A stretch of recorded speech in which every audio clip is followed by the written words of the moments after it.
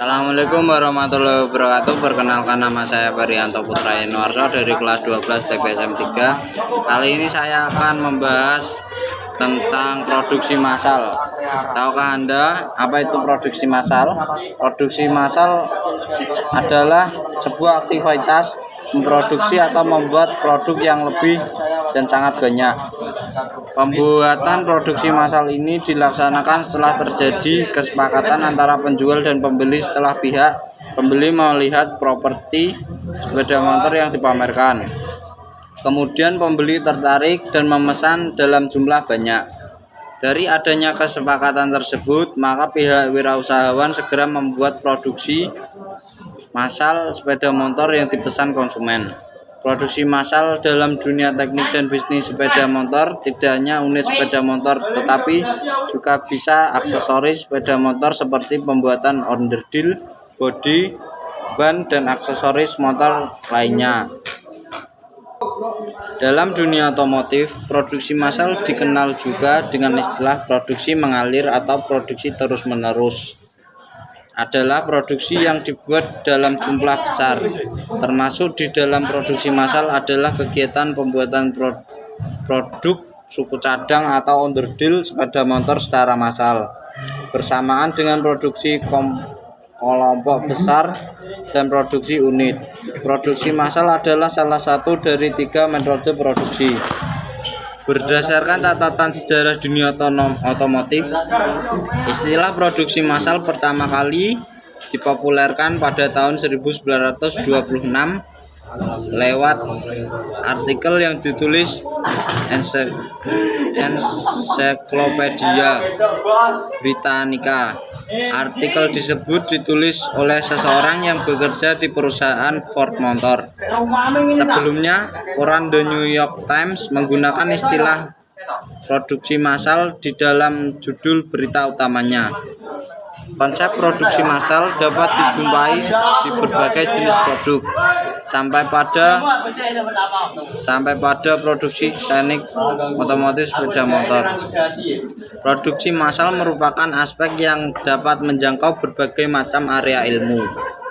Aspek-aspek dalam produksi massal seperti lini produksi dan standarisasi ukuran telah lama ada bahkan sebelum era revolusi industri. Namun, adanya era revolusi industri yang menandai terciptanya mesin-mesin yang dapat membantu pekerjaan manusia telah membuka jalan bagi manusia dalam melangsungkan produksi massal dalam waktu singkat. Awal mula pembuatan sepeda motor. Sepeda motor adalah kendaraan beroda 2 yang digerakkan oleh sebuah mesin. Letak kedua berbaris lurus dan pada kecepatan tinggi, sepeda motor tetap stabil disebabkan oleh gaya giroskopik. Sedangkan pada kecepatan rendah, kestabilan atau keseimbangan sepeda motor bergantung pada pengendara setang oleh pengendara. Penggunaan sepeda motor di Indonesia sangatlah populer karena harganya yang relatif murah, terjangkau untuk sebagian besar kalangan, dan penggunaan bahan bakar serta biaya operasionalnya cukup hemat. Sepeda motor merupakan pengembangan dari sepeda konvensional yang lebih dahulu ditemukan. Pada tahun 1868, Mickhouse XC merupakan perusahaan pertama di dunia yang memproduksi sepeda dalam skala besar, mulai mengembangkan mesin uap sebagai tenaga penggerak motor. Namun, usaha tersebut masih belum berhasil dan kemudian dilanjutkan oleh Edward Butler, seorang penemu asal Inggris.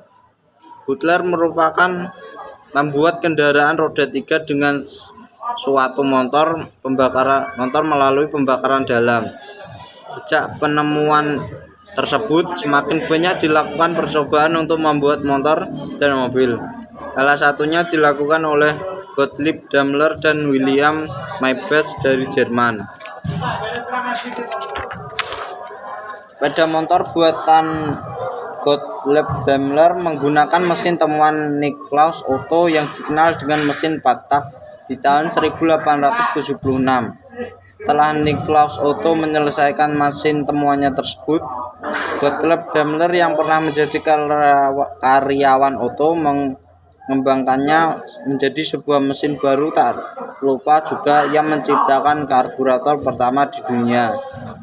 William Marsbach kemudian menempelkan mesin itu serta karburatornya di sepeda Daimler dan jadilah sebuah sepeda motor. Marsbach memiliki sepasang roda di tengah mirip seperti roda pengaman dan menjaga agar sepeda tetap tegak lurus selain dua roda di depan dan belakang. Pada 10 November 1885, sepeda motor tersebut diuji coba pertama kali oleh putra Daimler, Paul, dari kota Kansas menuju Oettingen, Jerman, dengan jarak tempuh 8 mil atau sekitar 12,8 km. Percobaan tersebut cukup sukses. Motor sampai ke tujuan meski mesin panas yang membuat perjalanan Paul kurang nyaman dan kurang sempurna. Dari uji coba tersebut, Daimler dan Maybach memperbaiki dan mengembangkan mesinnya hingga motor dapat berjalan dengan lancar tanpa hambatan. Sepeninggalan Daimler pada 1900, Maybach meneruskan inovasinya dengan mengembangkan mesin yang kini berubah menjadi mobil Mercedes.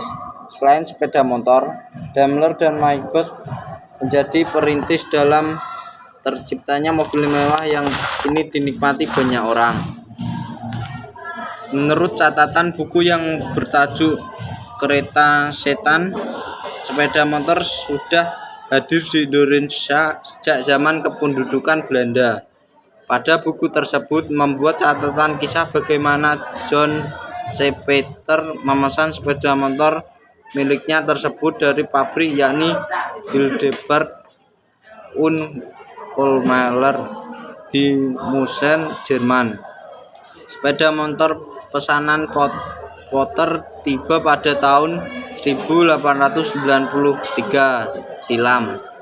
John C. Potter seorang pada saat itu memiliki jabatan sebagai masinis di pabrik gula Ombel, Probolinggo, Jawa Timur. Pada abad 19, perkembangan sepeda motor kian pesat. Berbagai merek sepeda motor bermunculan, mulai dari Riding Standard, Excelsior, Harley Davidson, Indians, King Dix, Suppressor, Henderson, sampai Norton. Merek-merek tersebut iklannya menghiasi halaman surat kabar yang ada pada saat itu.